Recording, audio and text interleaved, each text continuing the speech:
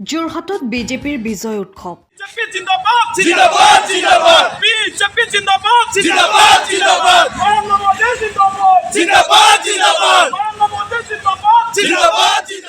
মিঠাই বিতৰণ কৰি আনন্দ উল্লাস।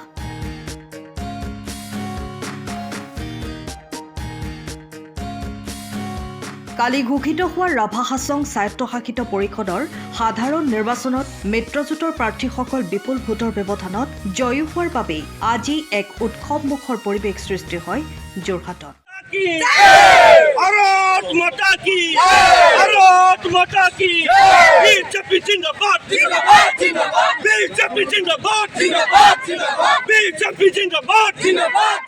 যোৰহাট জিলা বিজেপিৰ উদ্যোগত অনুষ্ঠিত কৰা হয় এই বিজয় উৎসৱ। যোৰহাট নেহেৰু পাৰ্ক চাৰিআলিত অনুষ্ঠিত কৰা হয় এই বিজয় উৎসৱ। এই উপলক্ষে বিজেপিৰ সমূহ কৰ্মীসকলে মিঠাই বিতৰণ কৰি আনন্দ উল্লাস কৰে। অনুষ্ঠানত জিলা বিজেপিৰ সভাপতি শান্তনু পূজাৰী, প্ৰাক্তন সভাপতি হেমন্ত কলিতা, সিদ্ধাৰ্থ বৰুৱা প্ৰমুখ্যে কৰি দলীয় কৰ্মকৰ্তাসকল উপস্থিত থাকে।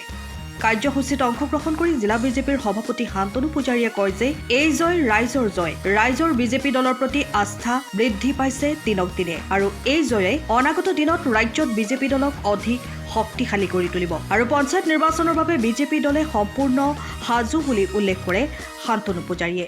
কালি ঘোষণা হোৱা ৰাভা হাছং স্বায়ত্তশাসিত পৰিষদৰ নিৰ্বাচনত ভাৰতীয় জনতা পাৰ্টীৰ নেতৃত্বাধীন মিত্ৰজোঁটে অভূতপূৰ্ব আৰু অভাৱনীয় জয় লাভ কৰিছে। বিগত নিৰ্বাচনতো ৰাভা হাছং স্বায়ত্ত পৰিষদৰ নিৰ্বাচনত ভাৰতীয় জনতা পাৰ্টীৰ নেতৃত্বাধীন আৰু ৰাভা হাছং সংগ্ৰাম পৰিষদৰ লগত থকা আমাৰ মিত্ৰজোঁটে যি ফলাফল দেখুৱাইছিল তাতকৈও ভাল ফলাফল এইবাৰ আমি দেখিলোঁ। ইয়াত সম্পূৰ্ণ বিৰোধী, তেওঁলোকে যিটো বিৰোধী ঐক্য যে অসমত নাই, ভাৰতীয় জনতা পাৰ্টীৰ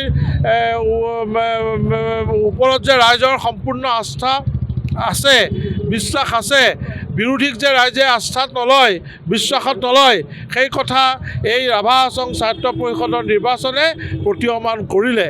সেইবাবেই ইয়াত তেওঁলোকৰ যিটো নিৰ্দলীয় আৰু লগতে কংগ্ৰেছ মাত্ৰ 3খন আসনত সন্তুষ্ট থাকিব লগা হ'ল।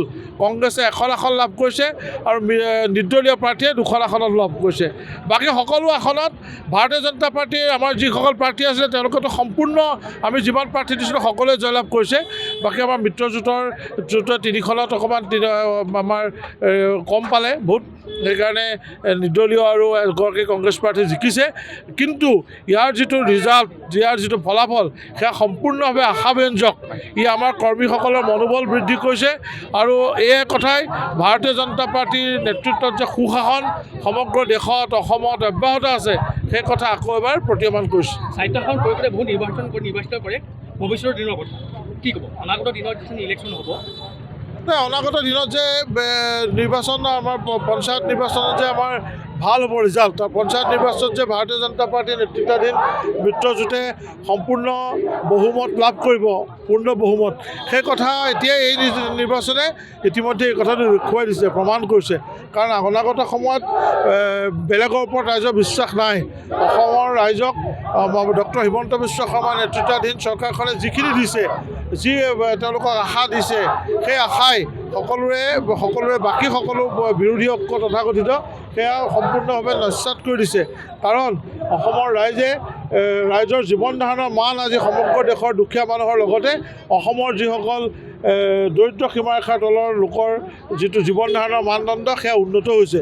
ভাৰতীয় জনতা পাৰ্টীৰ চৰকাৰে কেৱল কিবা এটা দিবলৈ চেষ্টা কৰা নাই, ভাৰতীয় জনতা পাৰ্টীৰ নেতৃত্বাধীন চৰকাৰে ৰাইজৰ জীৱন ধাৰণৰ মান উন্নত কৰিবৰ কাৰণে দিনে ৰাতিয়ে অহৰ্নিশে প্ৰচেষ্টা চলাই আছে। প্ৰাৰ্থী নিৰ্বাচনৰ ক্ষেত্ৰত প্ৰক্ৰিয়া আৰম্ভ হৈছে ইতিমধ্যে ওলাইছে, কাৰণ আমি সোনকালে এতিয়া শেষ কৰিম।